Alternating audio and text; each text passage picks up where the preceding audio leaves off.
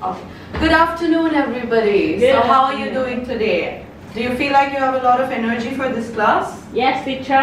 Okay. So, I want to start today's class by giving you something sweet. Maybe you feel like you are losing out on some energy. One's for you, and one's for you too. Okay. Alright. You can go ahead and eat that. I give you full permission to have a candy in my class. But I want you to answer one question to me while you're enjoying that chocolate. Did you ever wonder what happens to that once it's gone inside your mouth? So you know the first thing that happens is, where are you going to put that chocolate? In my mouth. Yes, it goes into your mouth. But once it's in your mouth, it's disappeared. So what happens to that chocolate inside of your body? Grind. Dried? It will grind. It's dried? Grind. Grind, yes. So there must be a very complicated system inside your body which grinds what you're eating. Have you wondered about that? Or did you think of how just 8 hours of sleep, is that enough to give you enough energy to sustain you for your day? You also need to eat, right? So how many meals do we eat in a day? 3. You eat 10 meals? Wow, you eat a lot. That means you're just going to go sleep after that. 3, yes. And what are they? Breakfast, lunch, and dinner. So have you wondered how, because of this enough of sleep that you get and the food that you eat, it's giving you enough energy to sustain you with your day. And the chocolate that you all just ate now is getting churned inside of your body. And it's by a complicated mechanism which is called digestion. So I'm going to talk to you today about the human digestive system.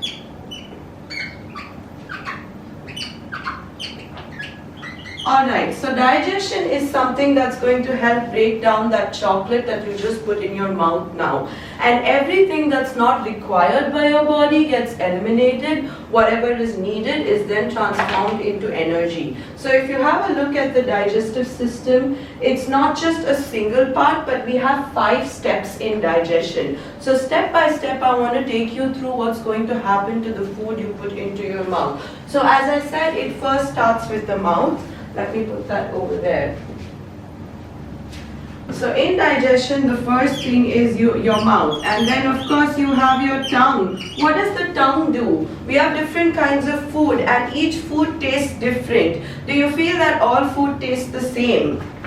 When you put food into your mouth, your tongue has sensory receptors which are going to tell you which food tastes sweet, which one is sour, which one is spicy. I know Thai is extremely spicy, pet mak. So that's something we still enjoy. But then these are receptors in our tongue which are going to decide what the food tastes like. Now what happens in your mouth is your food gets chewed and it gets chewed into smaller pieces. So I have these little cards maybe which you can understand better the process of digestion. Okay, students, can you see this? Step 1 in digestion is when food enters your mouth. What happens to the food in the mouth? The teeth are going to perform the action of chewing, and by chewing, complex particles of the food get broken down into smaller little pieces, and this makes it easier for absorption by the rest of the digestive system. So this is the main action of the tongue. The main organs in the tongue would be your tongue, in the mouth, would be your tongue and your teeth. Your teeth are chewing on that food, breaking it down into smaller bits. Your tongue has saliva, and the saliva mixes with the food so that it easily goes down your throat. So that's step 1 in digestion. Okay, now what comes after the stomach? What happens to that chocolate you ate? Where did it go? It goes into your esophagus. So next step in digestion and the next part is the esophagus.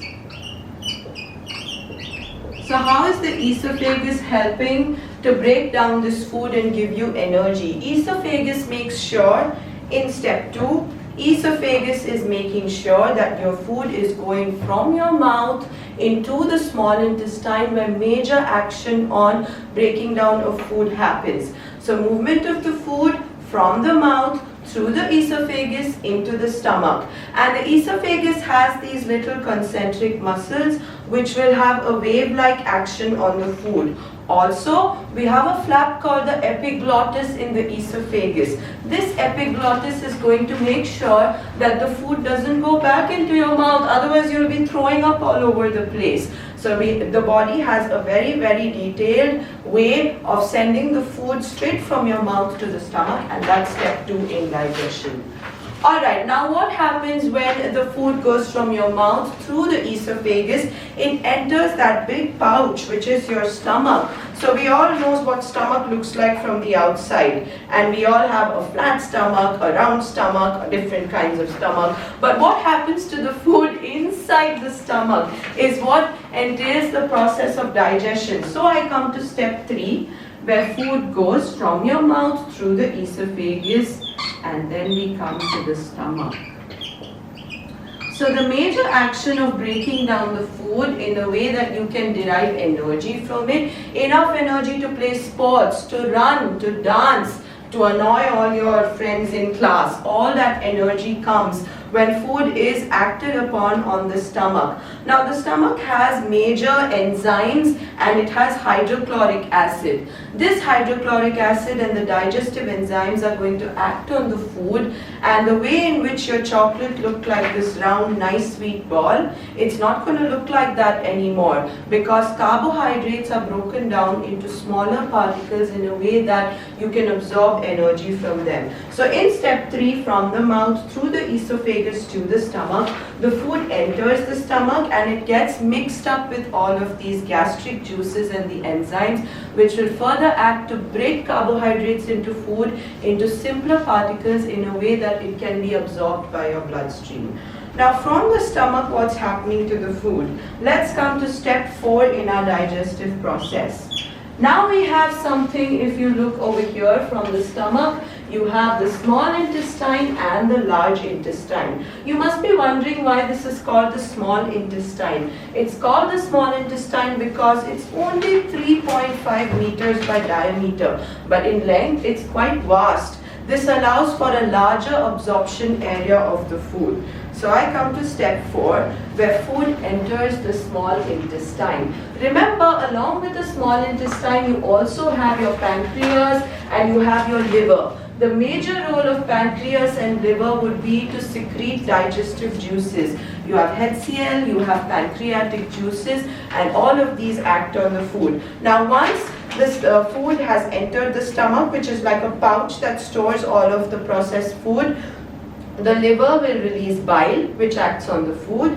The pancreas release pancreatic juices, and it's basically over here where all the fats and carbohydrates are broken down into a simpler form called fatty acid and glucose. Glucose is what gives you enough energy to go on with the day. And then you have proteins, which are broken down into amino acids.